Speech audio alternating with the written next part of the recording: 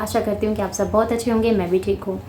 तो भैया, जैसे कि भगोड़े को लेकर ये बातें सामने आई, आस्था माँ ने बोला है कि उसकी कुटाई पिटाई हुई है और लोगों ने मुझसे आके सवाल किया कि दी बताओ, क्या सच में उसके साथ ऐसा हुआ है या फिर ये पहले की तरह एक फेक न्यूज़ है। देखिए, फेक न्यूज़ तो पहले वाली भी नहीं थी, उसमें आप लोगों के साथ मैंने सारे प्रूफ शेयर किए थे कि क्या रियल है और क्या फेक है। फेक वो था जो उनके भैया बता रहे थे, रियल वो था जो उसकी स्क्रीन पे दिख रहा था।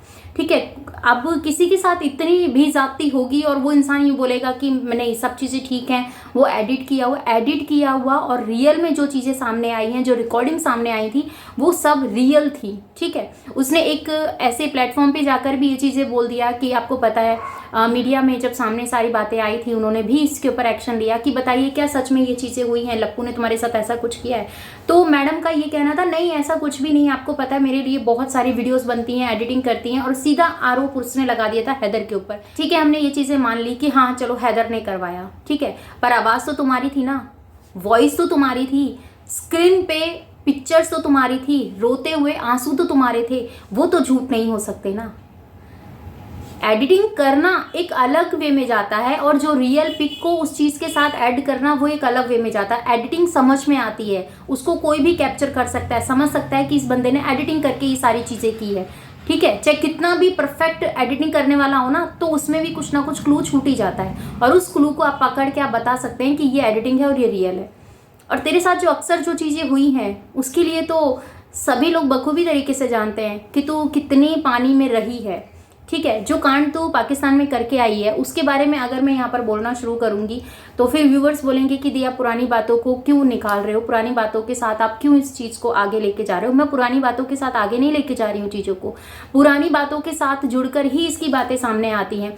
किंजा अपने वीडियोज़ में बैठकर बैक टू बैक इसके सारे प्रूफ दिखा रही है, आप लोगों ने नहीं देखा तो प्लीज़ वहाँ जाके भी देखिए, वो आपको बखूबी तरीके से बताएगी क्या रियल है और क्या फेक है। मैं उन सब चीज़ों को यहाँ पर इसलिए नहीं लेके आ रही क्योंकि आप ही लोग बोलते हो कि पाकिस्तान और हिंदुस्तान के बीच में जो भी कॉन्वर्सेशन होती है उन चीज़ों को लेके आप आगे चलते हो। मैं ऐसा कुछ नहीं करती हूँ, मुझे जो रियल समझ में आता है ना, जो उसकी बातों को मुझे लगता है कि हाँ इस किंजा ने जो चीज़ें प्रूफ के थ्रू दिखाई है या अदर हैदर ने कुछ चीज़ें ऐसी पोस्ट की हैं, वो आप लोगों के साथ मैं शेयर करती हूँ। ठीक है, और रही बात कि हैदर पाकिस्तान से अब तक क्यों नहीं आया, आखिर ऐसा क्या है, तो उसके लिए भी मैं आपको जो बातें हैं वो सुना देती हूँ, फिर आपको रियलाइज़ हो जाएगा कि मोमिन मलिक सर ने झूठ बोला है या सच बोला है। सच हमेशा देर लगती है सच को सामने आने के लिए, पर ऐसा नहीं है कि वो आता नहीं है।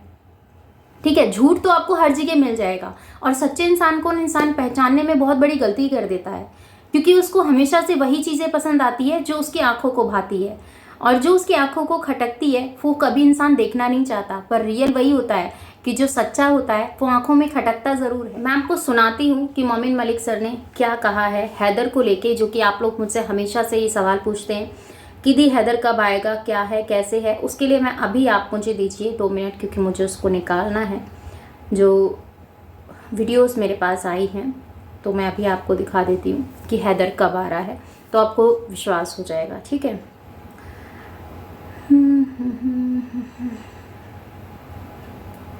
सिर्फ 2 मिनट दीजिएगा, 2 सेकंड दीजिएगा, ज़्यादा टाइम नहीं, इसको डाउनलोड होने में टाइम लगता है थोड़ा सा ना।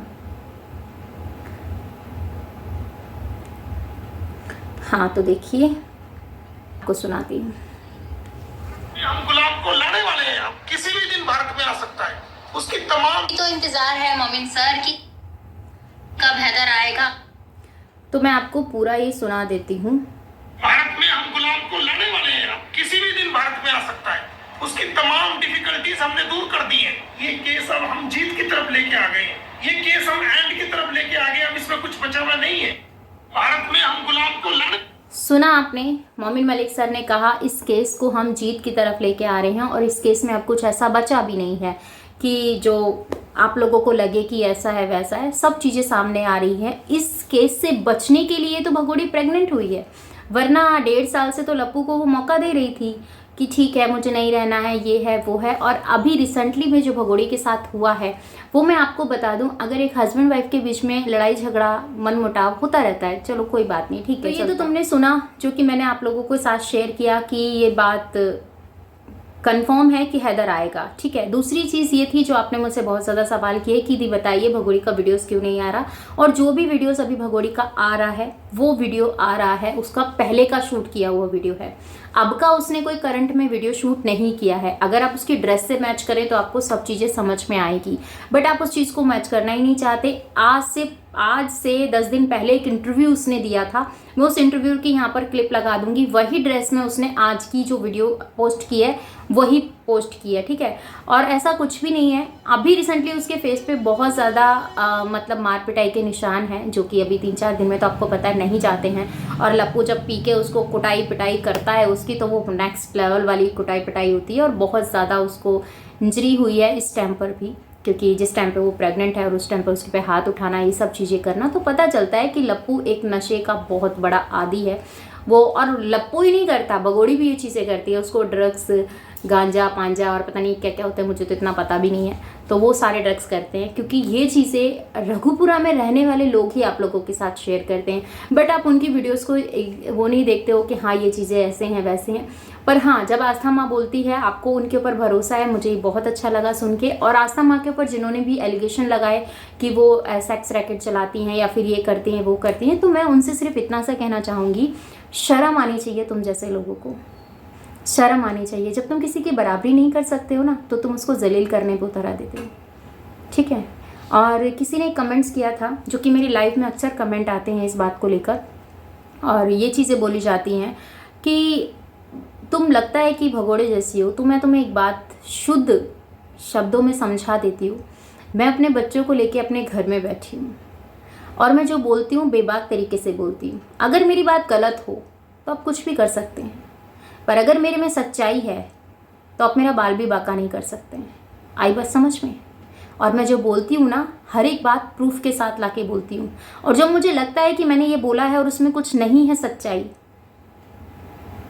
तब मैं ये चीज़ें बोल देती हूँ। ठीक है, अगर आपको लगता है तो आप इस चीज़ को समझने की कोशिश कीजिए। बाकी आपकी क्या राय है कमेंट में दीजिएगा। ये मेरे वर्ड्स रहते हैं, बट आप इन चीज़ों को नहीं समझेंगे।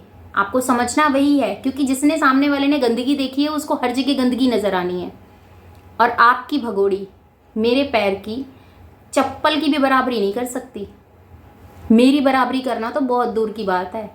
आई बात समझ में? उसके जैसी औरतों की एक ही जगह है और वो वहाँ जाकर नहीं रह सकती, क्योंकि उसने अपने चक्कर में उन 4 बच्चों का भविष्य खराब किया। और लप्पू ने एक रील्स बनाई थी, वो भी मैं आपको बताती हूँ। चलो इसको थोड़ा इंटरेस्टिंग टॉपिक पे लेके चलते हैं, मतलब इसको थोड़ा एंटरटेनमेंट टॉपिक पे लेके चलते हैं, क्योंकि रिएक्शन कुछ ज़्यादा हो गया, ठीक है। तो मैं आपको बताती हूँ, लप्पू ने एक रील्स बनाई थी कि आओ सुनाओ तुम्हें एक प्यार की कहानी। तो सिर्फ उसका मैं छोटे से शब्दों में, क्योंकि गाना नहीं लगा सकती हूँ, कॉपीराइट आ जाएगा, उसका सिंपल से शब्दों में आपको जवाब देना चाहती हूँ। लप्पू में तो तेरी कहानी को सुनने में इंटरेस्ट किसको है? किसको है तेरी कहानी में सुनने को इंटरेस्ट? तो 1.5 उम्र से ज़्यादा बुढ़िया को तो अपने घर लेके आया है। बिना लीपा पोती किए वो कैमरे के सामने नहीं आ सकती है, क्योंकि उसको पता है अगर वो कैमरे के सामने आएगी तो उसकी जो रियल स्किन है, जो उसके रियल एज है, वो लोगों को समझ में आ जाएगी। इतना भी डेंटिंग पेंटिंग करने की ज़रूरत उनको पड़ती है जिन्हें अपने ऊपर भरोसा नहीं होता। और जिन्हें अपने ऊपर भरोसा होता है ना, वो उनको कहीं भी कैसे भी आप ले जा सकते हैं। तो तेरी 4 बच्चों को दहेज में लेकर आई बीवी के बारे में हमें जानने में कोई इंटरेस्ट नहीं है, ठीक है ना। और तेरी प्यार की स्टोरी किसी काम की नहीं है। तूने कोई ऐसा वो नहीं किया है जो तेरे बारे में लोग सोचेंगे और तेरे बारे में इस चीज़ को समझेंगे कि ठीक है भैया लप्पू ने ये चीज़ें बोली हैं, अब हमें इस चीज़ को समझना चाहिए। भाई ये तो जोड़े तेरे हमने 2 हाथ। और जैसी तुम रील्स बनाते हो ना, रील्स अपने अकॉर्डिंग बनाया करो जो तुम्हारे साथ शूट होती है। ऐसी मत बनाया करो कि हम लोग मजबूर हो जाए तुम्हारी रील्स पे रिएक्शन देने के लिए, और हमें रिएक्शन देने के लिए मजबूर करते हो तुम लोग। तो फिर हम क्या करें? हम भी मजबूर हैं अपनी आदत से, और तुम भी मजबूर हो अपनी आदत से। तुम अपनी हकीकत दिखाते हो और हम तेरा असली चेहरा लोगों के सामने लेके आते हैं, बस इतना सा ही फ़र्क है।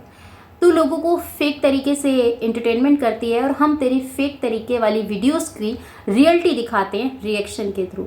तो क्या लगता है आपको? कमेंट में बताइएगा। मिलती हूँ आपसे अपनी नेक्स्ट वीडियो में। अपना और अपनों का ख्याल रखिएगा, दुआ में मुझे याद कीजिएगा। जय श्री कृष्णा, राधे राधे। और चैनल पर नए हैं तो जल्दी से सब्सक्राइब कर लीजिएगा, बेल आइकन ऑल पे क्लिक कर दीजिएगा।